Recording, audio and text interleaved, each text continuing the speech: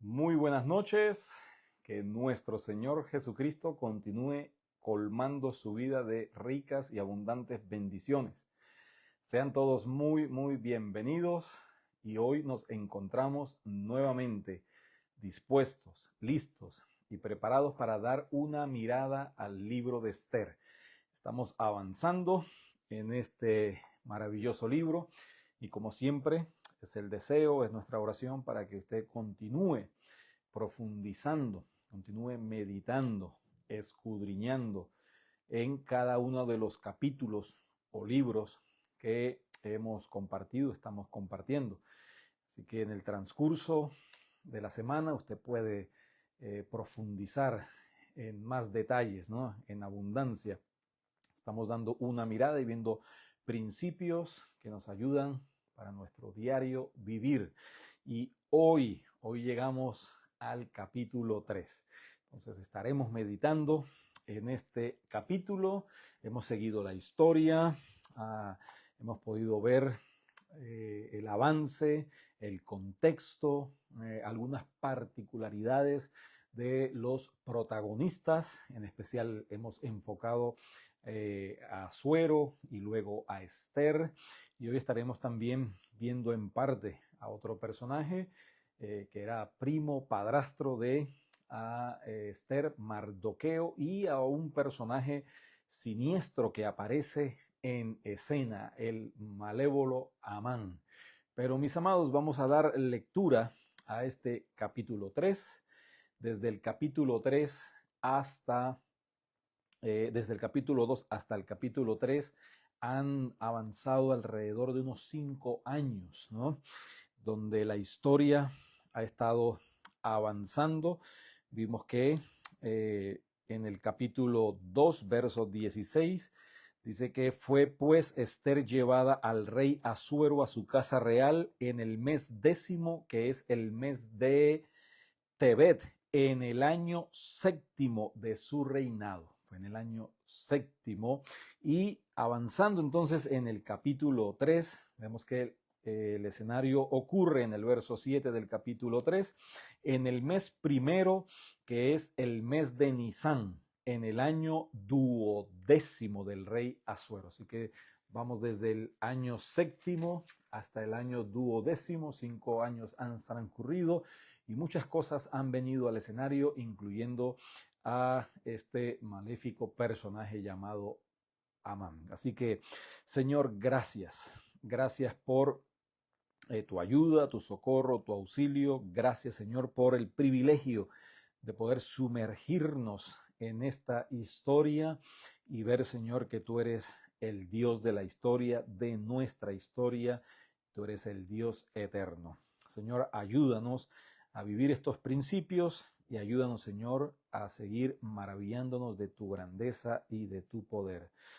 Te lo pedimos, Señor, en esta hora, en el nombre de Jesús. Amén y amén. Así que damos lectura al capítulo 3 y luego entonces estaremos avanzando en algunas verdades maravillosas. Dice la palabra de Dios: después de estas cosas, el rey Asuero engrandeció a Amán, hijo de Amedata Agageo, y lo honró y puso su silla sobre todos los príncipes que estaban con él. Y todos los siervos del rey que estaban a la puerta del rey se arrodillaban y se inclinaban ante Amán, porque así lo había mandado el rey. Pero Mardoqueo ni se arrodillaba ni se humillaba. Y los siervos del rey que estaban a la puerta preguntaron a Mardoqueo: ¿por qué traspasas el mandato del rey?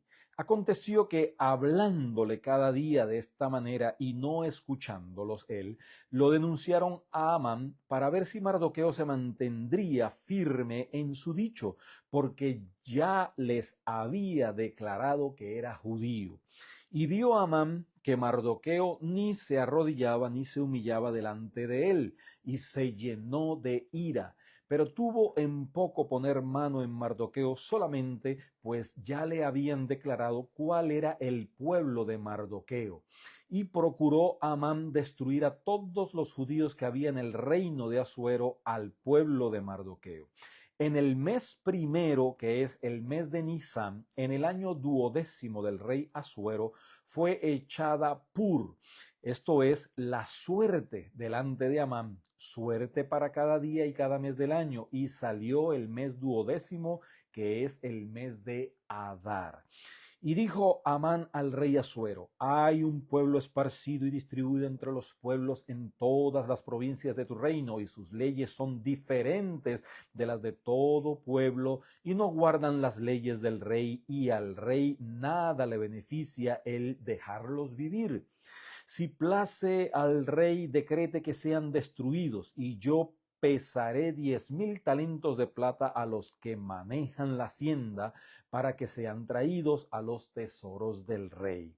Entonces el rey quitó el anillo de su mano y lo dio a Amán, hijo de Amedata, Agageo, enemigo de los judíos, y le dijo: la plata que ofreces sea para ti, y asimismo el pueblo, para que hagas de él lo que bien te parece. Hasta aquí entonces, más adelante veremos la conclusión de esta narración, y lo que vemos en escena, ¿no?, es algo muy importante, ¿no?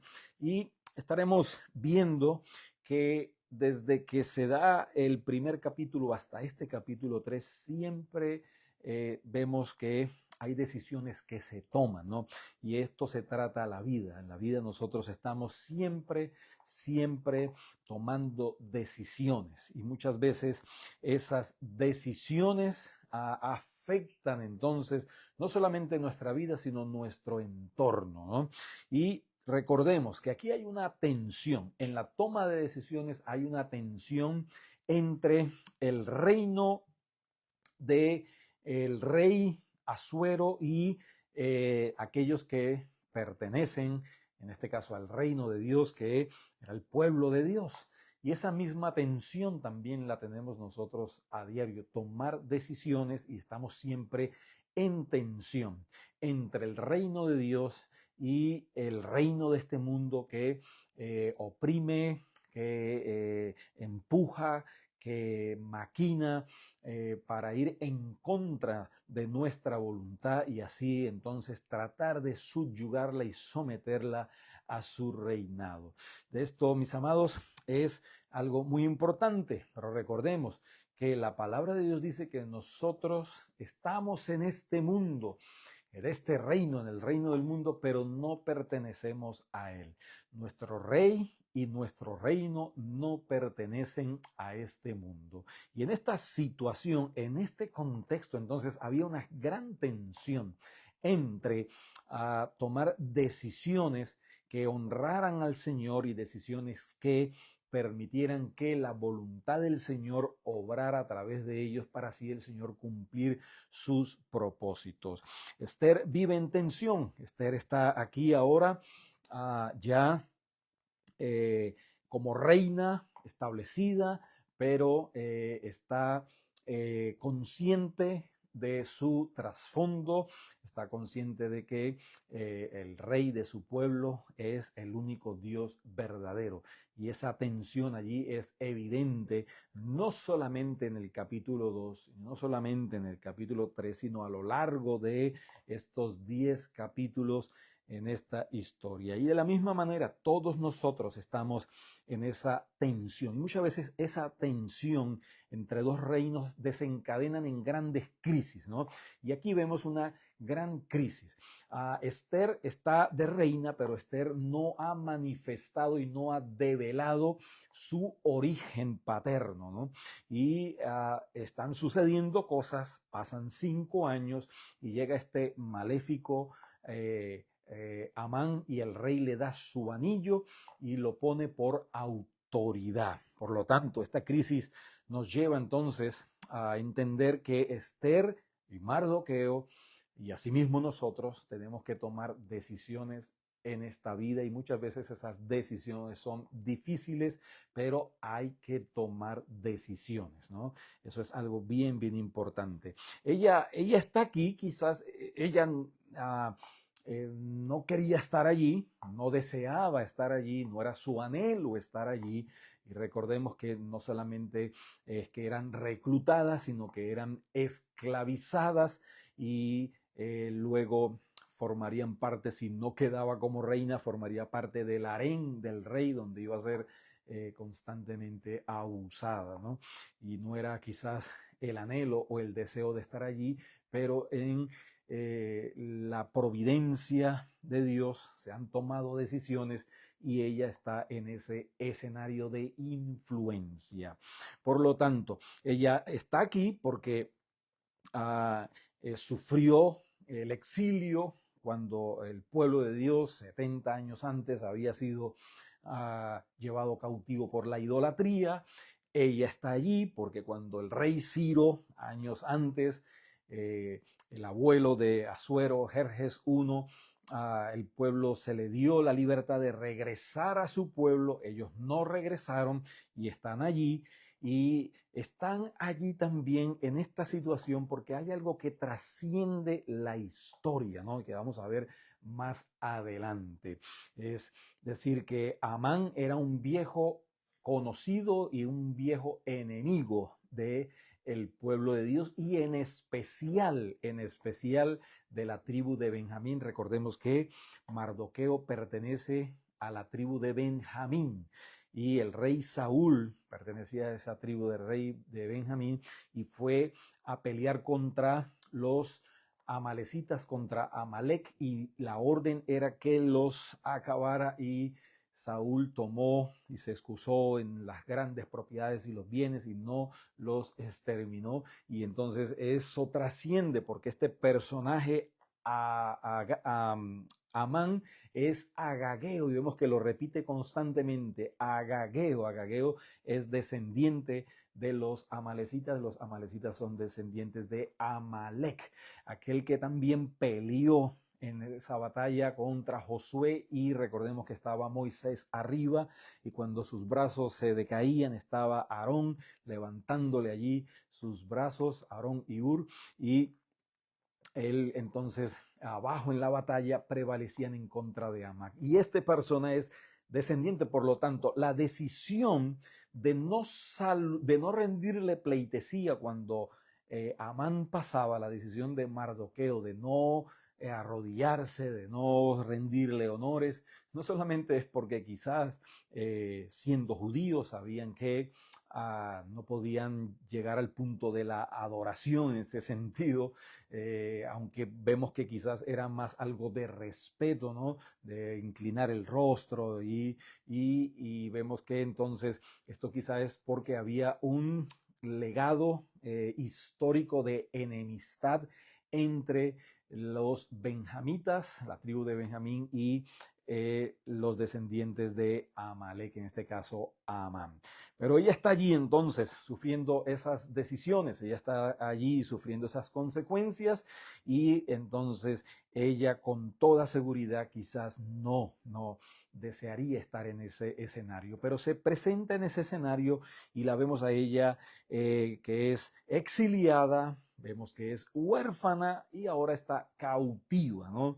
Pero está en una posición ahora de influencia que va a servir para preservar la existencia del pueblo de Dios ante un edicto que vamos a ver más adelante. Dios entonces Dios no justifica el pecado. Sabemos que ella está en una situación con un extranjero, está en una situación donde va a estar con una relación marital, ¿sí? Fuera de los parámetros de Dios. Dios no ha justificado eso, no justifica la acción de Mardoqueo, la influencia que ejerció en ella de callar su descendencia, pero vemos que el Señor tiene entonces la sabiduría para transformar el mal en bien. Y eso lo vemos a lo largo de esta historia, eso lo vemos a lo largo de la Escritura, y eso lo vemos también en nuestras vidas, ¿no? Que la palabra de Dios nos enseña que a los que aman a Dios, todas las cosas les ayudan a bien, y muchas veces tomamos decisiones equivocadas y vamos allí en humildad al Señor, y el Señor puede entonces revertir, transformar, restaurar, levantar, perdonar y llevarlo todo entonces a bien para nuestra vida y a bien para nuestro entorno. Dios va a cumplir sus promesas. a pesar de nosotros, entonces vemos que en esta situación, en este contexto, Dios va a extender su misericordia. Ella es obediente, ¿no? Nosotros vemos que Esther es obediente. Dice en el capítulo 2, verso 10, Esther no declaró cuál era su pueblo ni su parentela porque Mardoqueo le había mandado de esa manera, ¿no? También vemos en el verso 15 que dice, cuando le llegó a Esther, hija de Abijail, tío de Mardoqueo, quien la había tomado por hija, el tiempo de venir al rey, ninguna cosa procuró sino lo que dijo Hegai, eunuco del rey. Entonces vemos que ella era obediente, ella era una persona también que seguía las instrucciones. El verso 20 dice, y Esther, según le había mandado Mardoqueo, no había declarado su nación ni su pueblo, porque Esther hacía lo que le decía Mardoqueo como cuando él la educaba, ¿no? Entonces, qué importante es ver esta cualidad, ¿no?, de obediencia. También vemos que ella valiente, ella está entonces dispuesta a morir, dispuesta a dar su vida. Nosotros vemos en el capítulo, vamos a ver más adelante, el capítulo 4, verso 16, que ella dice, ve y reúne a todos los judíos que se hallan en Susa y ayunad por mí y no comáis ni bebáis en 3 días, noche y día. Yo también con mis doncellas ayunaré igualmente y entonces entraré a ver al rey, aunque no sea conforme a la ley, y si perezco, que perezca, ¿no? Qué hermoso es ver que ella estaba también dispuesta, valiente a dar su vida, y quizás puede ser hasta un tipo de nuestro Señor Jesucristo que da su vida por la iglesia y que Él entonces dio su vida por nosotros. También vemos que la clave entonces de este libro nos indica en el verso 14 del capítulo 4, porque si callas absolutamente en ese tiempo, respiro y liberación vendrá de alguna otra parte para los judíos, mas tú y la casa de tu padre pereceréis. Y quién sabe si para esta hora has llegado al reino. O sea que había que tomar decisiones, ¿no? Decisiones puntuales, y que estaba en riesgo no solamente la vida de Esther, no solamente, ahora vemos en el capítulo 3 la vida de Mardoqueo, sino que vamos a ver más adelante que ahora también la existencia de todo el pueblo judío, no solamente en Susa, no solamente en Persia, sino en todo el territorio gobernado por este rey. Y allí vemos que han transcurrido 5 años y que ella ha hecho todo lo que se le ha indicado. Ella estuvo preparándose por 12 meses para presentarse, o bueno, cuando el rey pidieran estar con ella, y de la misma manera también en el plano espiritual. Si ella estuvo así dispuesta, preparándose 12 meses, ¿cuánto más nosotros debemos estar preparándonos como iglesia al Rey verdadero, al Rey de reyes y Señor de señores, preparándonos día y noche constantemente para la venida de nuestro Señor? Pero aquí vemos entonces que hay unas crisis, ¿ok? Y esas crisis entonces ahora toman forma de Amán. Amán, este personaje que vemos que ahora está pidiendo que se le rinda pleitesía, ese descendiente de Amalek, ese enemigo histórico de los benjamitas, incluyendo entonces ahora a Mardoqueo, ¿no? Y tenemos que entender, ¿no?, que nosotros también vamos a pasar por crisis, vamos a tener que tomar decisiones y vamos a tener que ser valientes, vamos a tener que seguir las instrucciones de la palabra de Dios, vamos a tener que ser obedientes a la palabra de Dios y estar dispuestos también a no solamente a vivir para nuestro Rey, sino también dispuestos a dar nuestra vida por nuestro Rey, por nuestro Señor. Y esas decisiones entonces de la misma manera van a requerir valentía, van a requerir humildad, van a requerir sabiduría y van a requerir paciencia. 5 años ella había estado 12 meses preparándose, han pasado 6 años, ya está en el trono, se presenta entonces esta situación y una decisión de parte de Mardoqueo de no rendir pleitesía a Amán entonces lleva a una consecuencia de que el pueblo de Israel estaba a punto entonces de ser eliminado, de ser exterminado. Recordemos, mis amados, que esto no solamente es algo que nos enseña acerca de la historia, esto nos enseña acerca de que nosotros estamos en la lucha entre dos reinos, ¿no?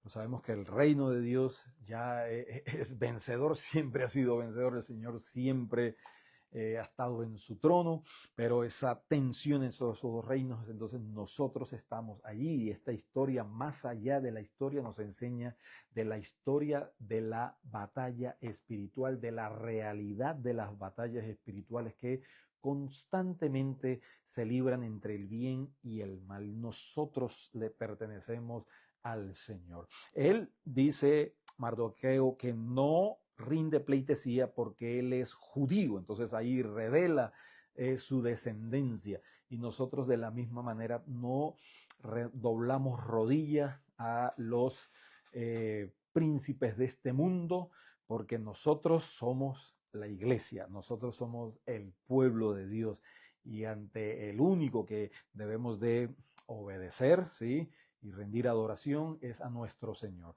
Ahora, quizás esta decisión de no rendir pleitesía simplemente era quizá un respeto por alguien dignatario que había sido puesto por el rey, quizá tenía implicaciones espirituales, pero de la misma manera tenemos que tomar decisiones sabias, ¿no? Si hay decisiones entonces que tenemos que tomar que no vayan a afectar nuestra integridad, ¿no? Entonces tenemos que hacernos básicamente dos preguntas, ¿no? Y la pregunta es, ¿esta decisión que tengo que tomar por esta crisis que estoy enfrentando es porque la gloria de Dios está siendo menospreciada? ¿Sí? Y la segunda pregunta que debemos de hacernos es, ¿esta decisión que tengo que tomar por esta crisis que se está presentando, entonces, es porque se está menospreciando la palabra de Dios?